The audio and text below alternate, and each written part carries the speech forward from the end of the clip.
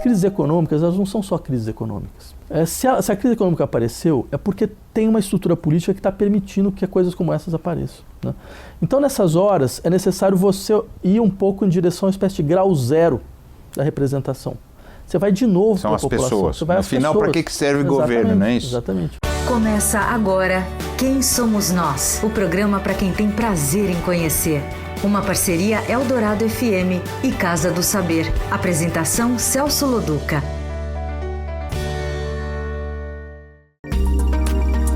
Boa noite, você está no Quem Somos Nós, o lugar para quem tem prazer em conhecer.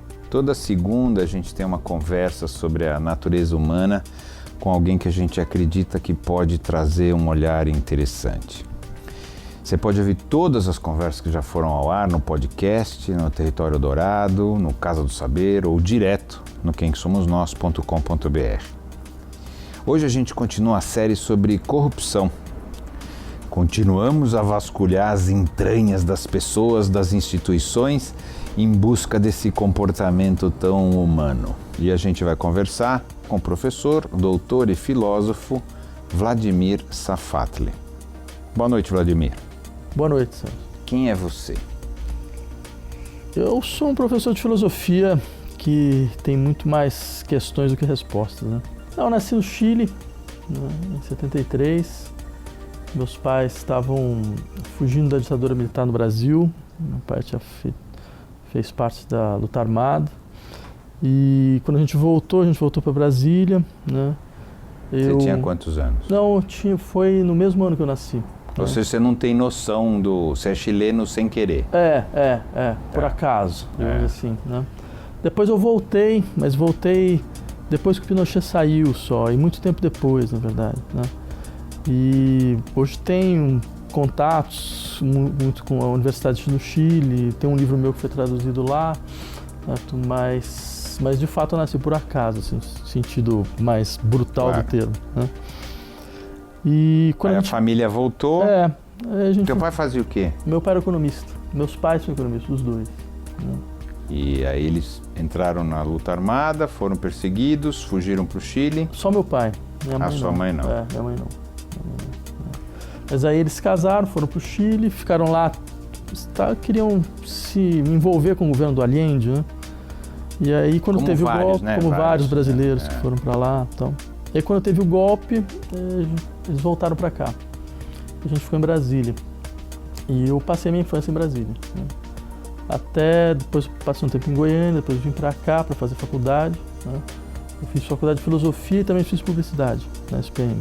Fiz filosofia na USP. E depois eu segui minha carreira, fiz meu mestrado na USP, depois fui para a França fazer um doutorado. Filosofia. Aí sempre filosofia. Muito na interface entre filosofia e psicanálise. Minha dissertação de mestrado, minha tese de doutorado é sobre um psicanalista, sobre o Jacques Lacan, né? Que tem um recurso muito forte à filosofia. E me interessava muito esse regime de ciências humanas que é filosoficamente advertido, né? Não é à toa que minha cadeira se chama Teoria de Ciências Humanas na universidade. Então, assim, eu me interesso por todos esses filósofos que trabalham muito com as ciências humanas ou por cientistas ligados à área de ciências humanas que têm uma reflexão filosófica forte. Porque eu acho que a filosofia é um discurso vazio. Não vazio no sentido de que ela é irrelevante, mas é vazio no sentido de que ela não tem objeto que lhe seja próprio. Todos os seus objetos vêm do exterior. Por exemplo, você não pode fazer ontologia sem conhecer muito bem lógica. Você não pode fazer epistemologia sem conhecer muito bem uma ciência em particular. Você não pode fazer estética sem conhecer crítica de arte, né? Todos esses objetos, eles vêm do exterior, né? Existem questões filosóficas, mas não existem objetos filosóficos. Então esse processo, os autores que admitem mais claramente esse processo acabam sendo os que mais me interessam, né? Você sente o Brasil hoje, não só a Dilma, não no sentido muito específico, claro, a alcunha Dilma e tal, não é isso, mas parece que a gente está vivendo, a gente parecia que não ia ficar assim, né? É impressionante, né? Deu essa sensação, por que a gente está vivendo de novo coisas que a gente achou que não ia viver? Olha, Celso, é muito interessante essa maneira de colocar, porque se você pensar bem, se a gente voltar a 2011, por exemplo, 2012, certo? A gente parecia que estava, sabe, naquele momento em que o Brasil ia, enfim, entrar em algum processo mais... A gente tinha superado alguma coisa, parecia que a gente tinha superado um estágio. A gente acreditava que ia ser a quinta economia do mundo, a gente tinha um presidente que tinha 80% de popularidade, certo? A gente falava para o mundo inteiro que a gente era o único BRICS que tinha uma democracia consolidada, certo? Parecia como um modelo, quer dizer, até você deve lembrar dessa capa da Economist, né? Claro, do Brasil, decolando. Decolando. Claro. E agora... Eu dei muita palestra fora do Brasil, usando essa capa, falando, olha nós aqui como nós estamos e tal. Eu fiz uma coisa meio espírito de porco, porque eu fui dar uma palestra em Harvard mostrando essa capa e depois a outra capa, que saiu, né? Mas eu acho, e veja, hoje a gente está numa situação, eu diria mesmo, de paralisia e de terror, né? Porque a gente se pergunta mesmo, como é que a gente chegou nesse ponto tão rapidamente? Né? Me dá um pouco de vergonha. Não sei se você entende. Eu entendo o que você quer falar. Isso dá um pouco de vergonha, mas, puxa, é isso que a gente está fazendo? Eu tenho uma... O que você acha que aconteceu? O que você acha que está acontecendo? Ao par dessas bobagens o partido tal, sabe? Como que você olha isso? Eu acho que nós vivemos pela primeira vez na história da República Brasileira um momento de esgotamento histórico. A gente nunca viveu nada parecido. Certo? É um momento nem em 30, nem no 30, Getúlio, nunca, nem nada parecido. Porque 30 era um momento onde todo mundo tinha consciência de que um novo ciclo histórico tinha se iniciado, com novos embates, com novas dificuldades, tal, mas era um novo ciclo histórico que mobilizava as pessoas, tanto contra quanto a favor, né? Mesmo na ditadura militar, quando teve a ditadura militar, você teve ainda assim, um setor da inteligência nacional e da sociedade brasileira que se via como portadora de um projeto. De um futuro que não era aquele, que não pertencia àquele momento. Exatamente. Só que agora... é isso que você quer dizer, que a gente não tem isso. Exatamente. A gente então chegou é pior. É muito pior. Não, é um momento de uma gravidade extrema. Acho que a gente não chegou nessa consciência ainda. Eu diria que nós estamos num momento de esgotamento de um ciclo histórico, que é a Nova República. A Nova República acabou. Para quem está vendo, Nova República é a democracia, a PMDB que manda, é a coalizão dos partidos, o PT às vezes manda, às vezes o PSDB, mas no final a coluna vertebral é isso, não é isso? Eu diria Nova República... Resumindo. Não, mas é mais ou menos isso mesmo. Quer dizer, você teve um processo de redemocratização depois do fim da ditadura, que começou em 84, foi até agora, que tinha duas exigências. A primeira delas é qualquer um que organizasse o consórcio, que estivesse administrando o poder, deveria saber se relacionar com o que tinha sobrado da ditadura militar. Então, você pensar bem, por exemplo, o grande negociador do Fernando Henrique era o Antônio Carlos Magalhães. Eu lembro. Um dos maiores negociadores do Lula era o Zé Sarney. Ou seja, essas figuras não eram simplesmente pessoas, eles representavam uma trava no processo. E uma ponte com o passado, não é isso? Uma ponte para trás. Exatamente, uma ponte para trás. E você tinha uma outra exigência que era ter um partido no centro que conseguisse organizar o fisiologismo brasileiro. Ou seja, é um partido que não tem cara, não tem rosto. Que era o falso partido de oposição antigamente, né? Que tinha a Arena e o MDB. O MDB era quem não era Arena. Exatamente. Né? Não era... Você chegava a ter o MDB autêntico, que ainda eram algumas pessoas, mas isso era completamente marginal dentro do processo, né? Agora, essas duas condições destruíram o Brasil, porque chegou num momento onde todos os atores políticos que saíram da ditadura foram testados. O PSDB com seu consórcio foi testado, teve suas realizações e chegou no seu limite. O PT com seu consórcio também foi testado, teve as suas realizações e chegou no seu limite. Porque agora, você percebe, não tem mais ninguém para colocar no lugar. Você vai fazer o quê? Você vai voltar as mesmas pessoas que já foram testadas, que já mostraram suas limitações, que não conseguiram... Não, e a prática semelhante, não é isso? O problema não é de prática, porque os projetos também, assim, tem diferenças entre o PSDB e o PT, o projeto original, mas as práticas não foram tão o que fizeram com que os projetos começassem a ser muito parecidos. Então. Exatamente. A gente tem um problema que o nosso presidencialismo é um presidencialismo de coalizão. Então, ou seja, você precisa montar coalizões de 12, 13 partidos que são completamente heteróclitos para conseguir ter maioria no Congresso. Então, por exemplo, a Dilma tinha uma coalizão que ia do PCdoB Partido Comunista do Brasil, ao PSC, o Partido Social Cristão do Marco Feliciano, dos evangélicos, conservadores e tal. Você percebe? Como é que você governa com um negócio desse? Eu não faço a menor ideia. Comprando, né? Que é o final que acabou acontecendo no Fernando Henrique, depois no Lula e na Dilma. É distribuindo benesses, comprando não necessariamente... Mas, e mesmo assim, esses partidos, eles se vetam um aos outros. Por exemplo, um fala, não, essa pauta do aborto não, por exemplo. Aí você não pode avançar. O outro fala, não, mas essa pauta aqui também não. Aí você não vai avançando em ponto algum. Você fica gerindo a inércia.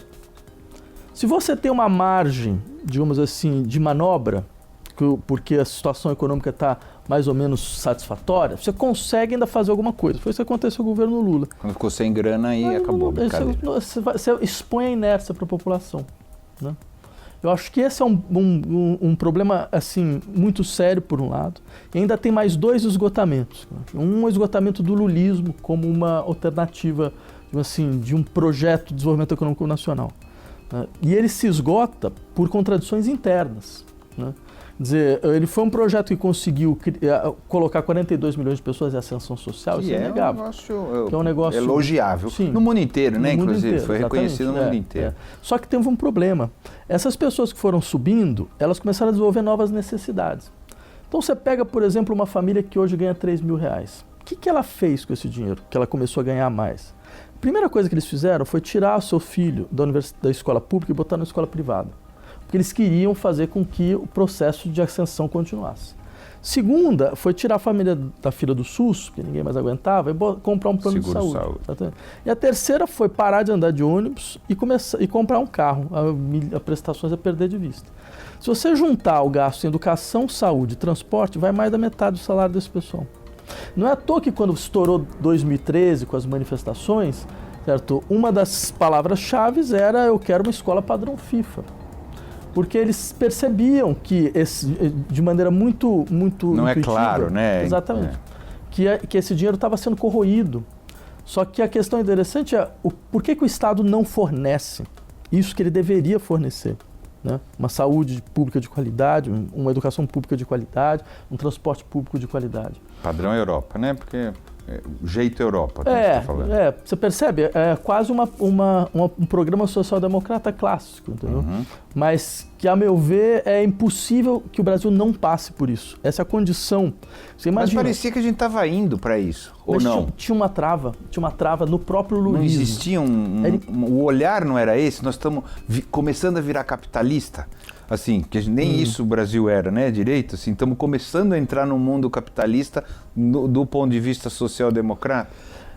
Mas tinha um problema, porque para a gente conseguir fazer isso, a gente precisaria ter uma revolução tributária nesse país. Revolução tributária no sentido de que a gente não é um país onde tem os maiores impostos, a gente é um país mais injusto em nível de imposto, porque o imposto vai todo sobre o consumo. Então o sujeito que ganha menos, ele sente muito mais, enquanto o imposto sobre a renda, ele é ridículo. É mais justo. Por exemplo, eu pago 27,5% de imposto de renda, você também. Certo? Qualquer pessoa que tem uma fortuna pagará 27,5%. Nem nos Estados Unidos é assim, que é um país liberal. Na Inglaterra, que é um país liberal, que é a pata do liberalismo, a taxação vai até 50%. Né? Quer dizer, um dos artigos que eu escrevi na Folha que teve mais repercussão foi um artigo no qual a Maria Lúcia Fattorelli que é uma auditora fiscal, falou, olha, tem uma coisa que é inacreditável no Brasil. E assim, se você tem um carro, você paga um IPVA. Se você tem uma moto, você paga um IPVA. Mas se você quiser vender sua moto e comprar um helicóptero, você pode ficar tranquilo, porque você não vai mais pagar IPVA. Se você vende o seu carro e compra um jato, você não paga mais IPVA. Né? Iate é a mesma coisa. Aí eu fiz a conta, dava 5,5 bilhões de reais. Se você cobrasse IPVA de jato, iate e helicóptero. Quer dizer, pegando as pessoas que têm capacidade de contribuir. Claro. Né? Você é professor e colunista, não é isso? E polemista, vamos chamar assim. Eu tenho lado assim, né? Mas porque eu acho que o Brasil tem uma tradição muito importante, digamos assim, de intelectuais públicos, né? Eu lembraria, Antônio Cândido, Celso Furtado, Sérgio Buarque de Holanda, Darcy Ribeiro. certo? São intelectuais que eles não simplesmente saíram da universidade, eles sempre estiveram na universidade, fazendo trabalhos extremamente relevantes, muito rigorosos. Acadêmicos, mais discutindo a sociedade e atuando também na sociedade. E você quer estar nessa... Não, eu acho que isso é um tipo de ideal que todos os professores universitários deveriam ter, né? Eu acho que isso foi uma conquista da sociedade brasileira. Não é comum isso?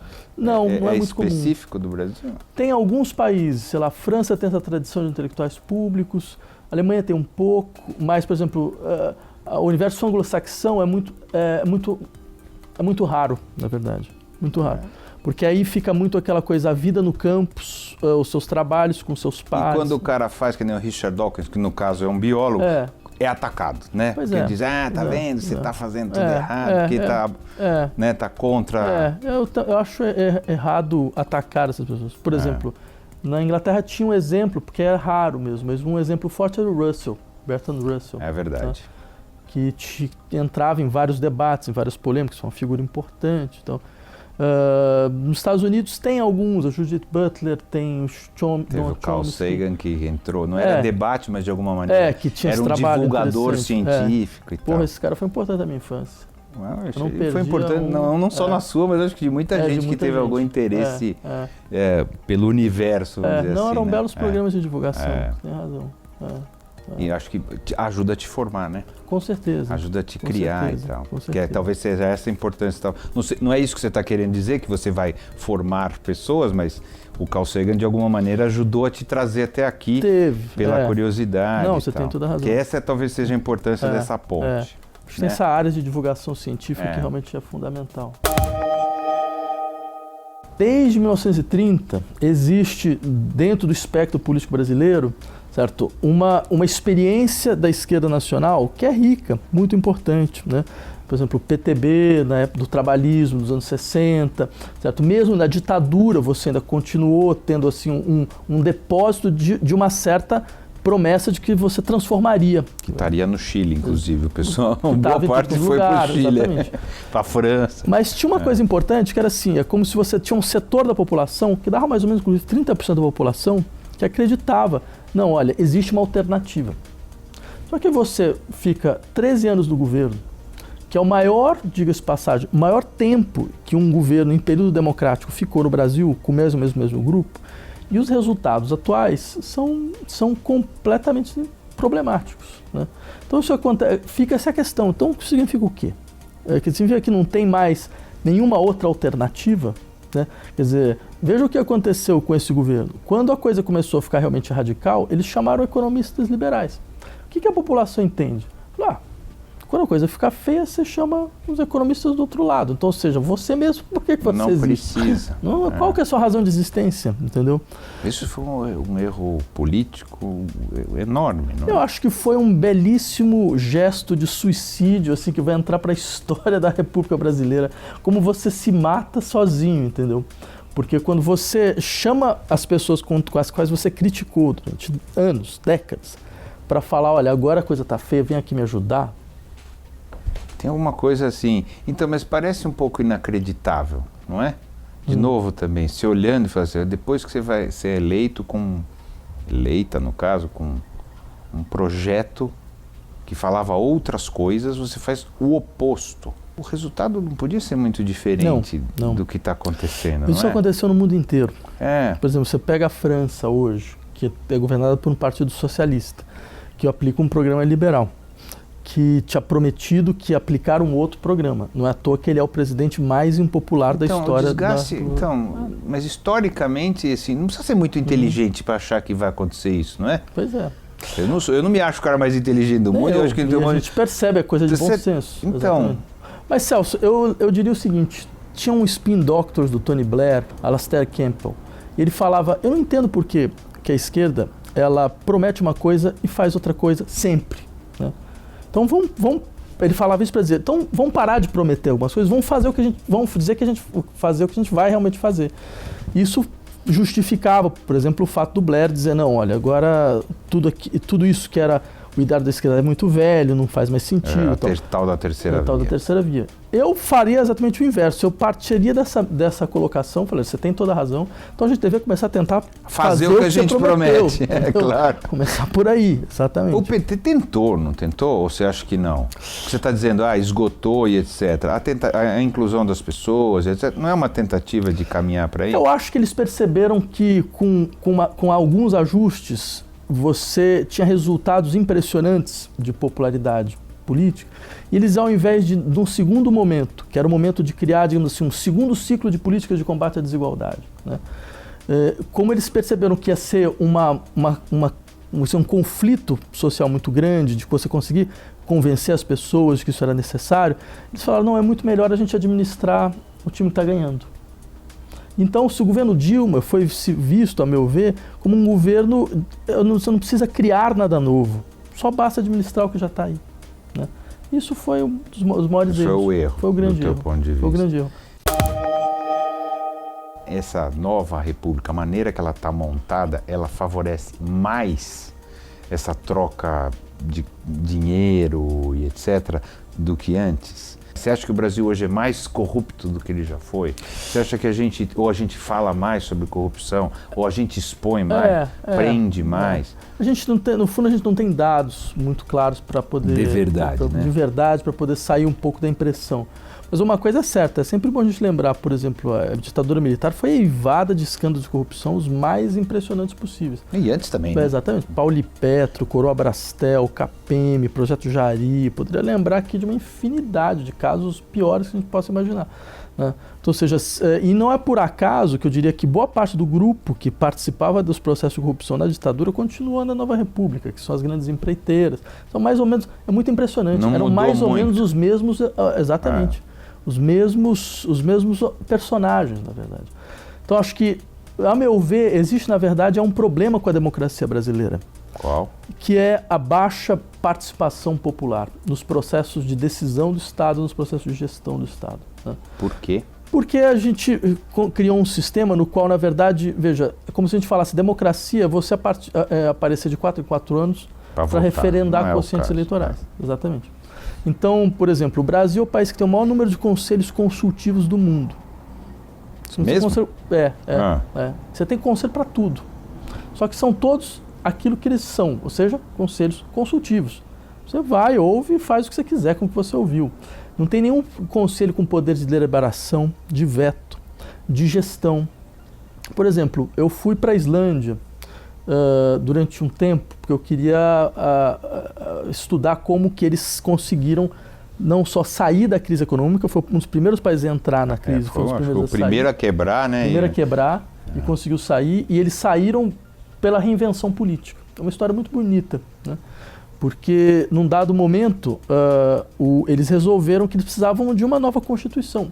Porque eles se perguntavam, como é que a gente conseguiu criar um sistema onde 4 bancos tomaram o Estado de assalto e eles estavam quase sendo obrigados a pagar a dívida privada dos bancos, né?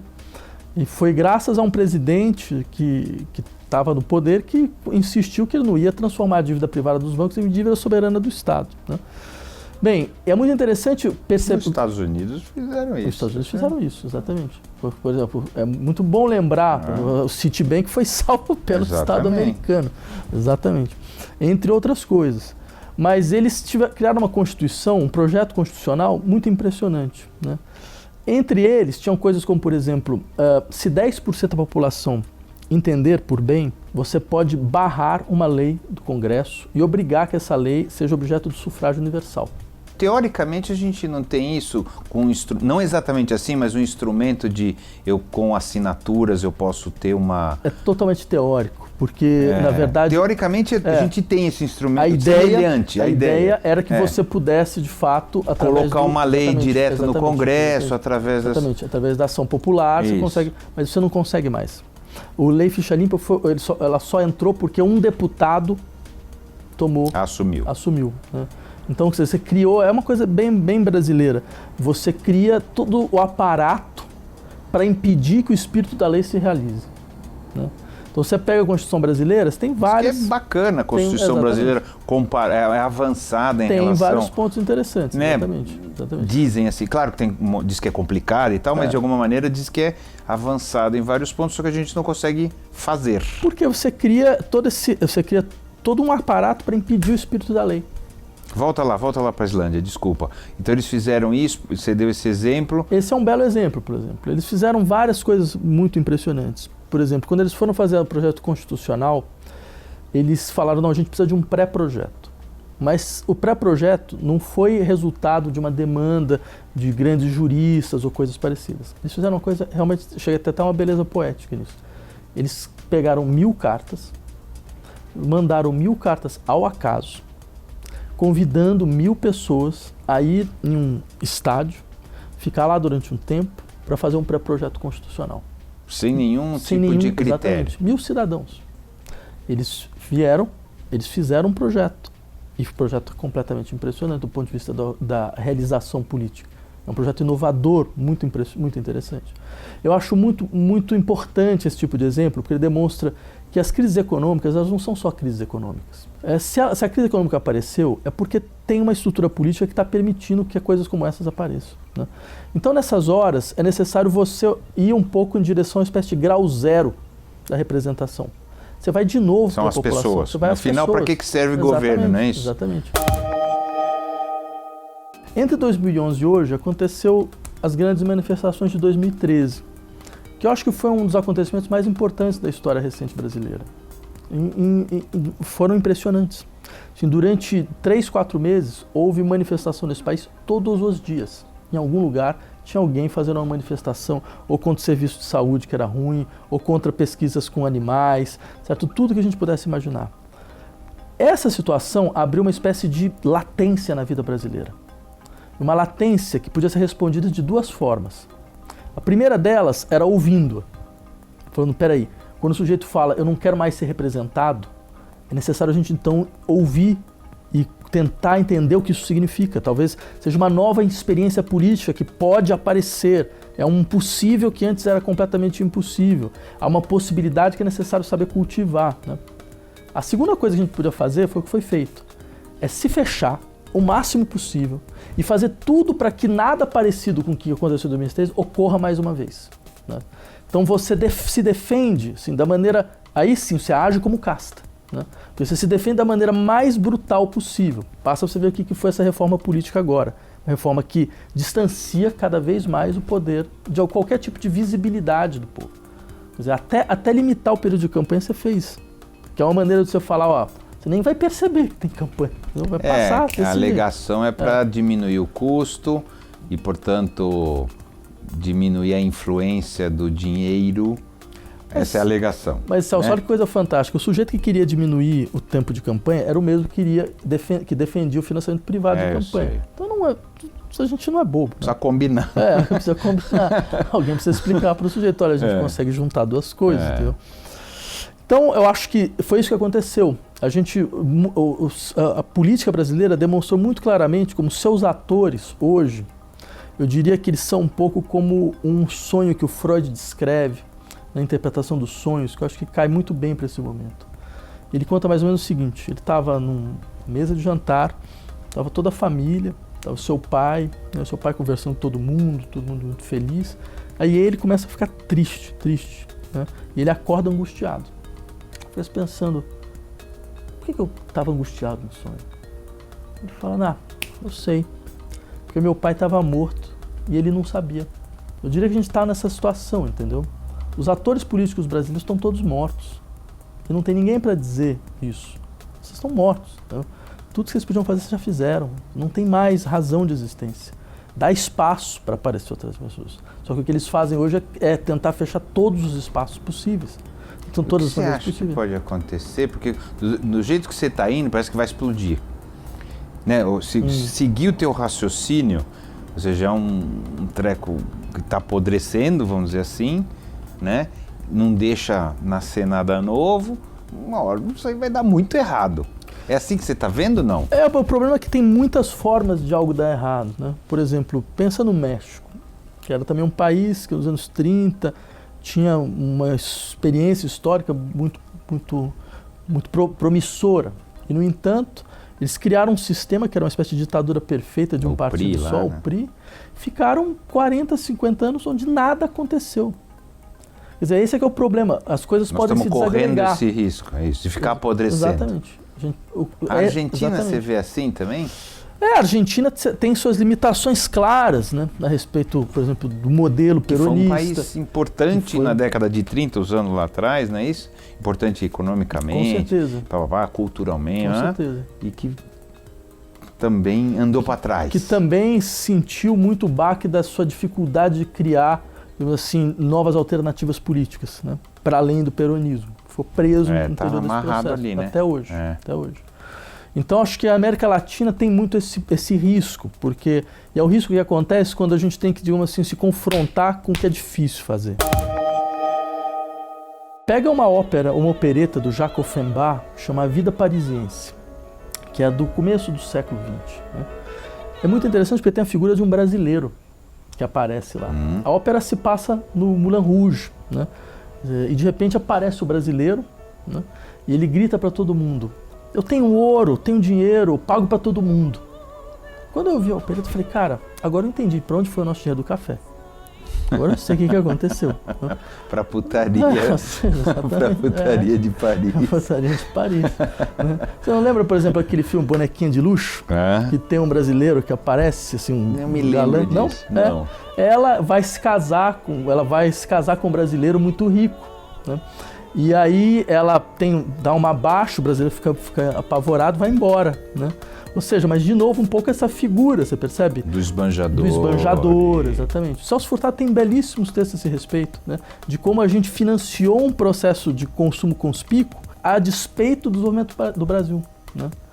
De importação, né? Vê se assim, tentando juntar um pouquinho tudo que você está falando, os brasileiros não pertencem ao Brasil, existe uma casta, é mais ou menos isso que você está colocando, que se utiliza do país, que enriquece e vive talvez em Miami, vai colocando assim, antes era Paris, Moulin Rouge, Montmartre, agora é Miami. Mais ou menos assim, tentando resumir, assim, e os brasileiros, quem vive aqui no final das contas, também não se sente muito dono disso aqui. Existem vários países, e não lutam. No Brasil. Acho que no Brasil existem vários países. A gente nunca lá. Essa ideia ela não é de todo ruim, né? Quer dizer, de fato, você tem circuitos que não se cruzam. Quando se cruzam de maneira catastrófica, né? E você não tem uma ideia de constituição mesmo de uma rede com todos esses circuitos, que é uma rede de obrigações, de deveres, certo? E também de direitos, né? Então você vai criando essas situações que são situações muito, assim, proto-medievais, quer dizer, você vai fechando realidades. Isso chega a ser mesmo físico, ou seja, você percebe a lógica de condomínio, por exemplo, que se instaura em certas grandes cidades, certo? Quer dizer, que é uma maneira muito visível das pessoas falar, nós estamos saindo do espaço comum. A gente tá... É medo também, não é? Porque esse distanciamento criou a violência, criou ou não, ou sei lá, estimula a criar um negócio mais complicado, mas estimula também porque a gente é muito violento aqui. Tem muita coisa. Né? O país é muito violento, né? Guerra civil por ano, morre 50 mil pessoas por ano no Brasil. Talvez justifique o medo das pessoas. Sim. Do espaço público. Olha, o único país que eu conheci que tem uma coisa muito parecida com o Brasil, nesse ponto da organização social, é a África do Sul. E não é por acaso. São dois países que têm níveis de desigualdade inacreditáveis. São dois países. A África do Sul ainda tem um problema porque ainda tem a questão da raça, né? Que é muito mais visível do que a situação brasileira pela história que eles tiveram, né? Mas é o mesmo modelo de vida. O mesmo modelo, você vai se isolando em certos lugares, você vai tentando deixar de ter contato, certo? Porque você tem vários afetos que mobilizam isso. Tem o medo, com certeza, né? Você tem o desejo de fato, se afastar disso, estar longe, né? Se proteger, usar isso como... Exatamente. Né? Você tem essa dificuldade de assumir, sabe, que você vai ter que, de uma maneira ou de outra, compreender que teu país tem uma pluralidade muito grande, que tem uma série de demandas e você vai ter que se implicar nisso. Então, acho que tem uma lógica muito isolacionista, né, dentro desse processo também, né? E isso cria uma situação explosiva. Só que, como volto a insistir, as explosões se dão de várias formas. Elas podem realmente explodir, elas podem explodir com violência bruta, elas podem implodir, né? Qual que é a tua aposta? Eu acho que esse país já demonstrou uma capacidade impressionante de criar e de conseguir produzir vontade de transformação. Acho que ele produziu figuras inacreditáveis. Eu sou do Brasil que produziu Guimarães Rosa, que produziu Machado de Assis, que quis construir uma capital no meio do nada e fez uma cidade de uma beleza plástica absolutamente formidável, certo? Que confiou em si mesmo, né? Que sempre soube encontrar força quando a mediocridade parecia que imperava, sabe? Como hoje. Como hoje. E eu acho que a gente vai encontrar. Qual que é o teu olhar, então, sobre a natureza humana? Sobre quem somos nós? Acho que nós somos seres profundamente indeterminados, né? Que constituem normas e destituem normas em um processo contínuo, né? E acho que essa indeterminação é o que nós temos de mais importante, né? Ou seja, porque ela é uma latência, uma abertura, né? Não só para possíveis da situação atual, mas uma abertura para você construir coisas que, mesmo do ponto de vista da situação atual, são completamente impossíveis, né? Então, acho que essa indeterminação, de uma certa maneira, é a nossa força. Pô, bonito. De novo, ele é otimista. Você ouviu Quem Somos Nós? Uma parceria Eldorado FM e Casa do Saber. Apresentação Celso Loduca.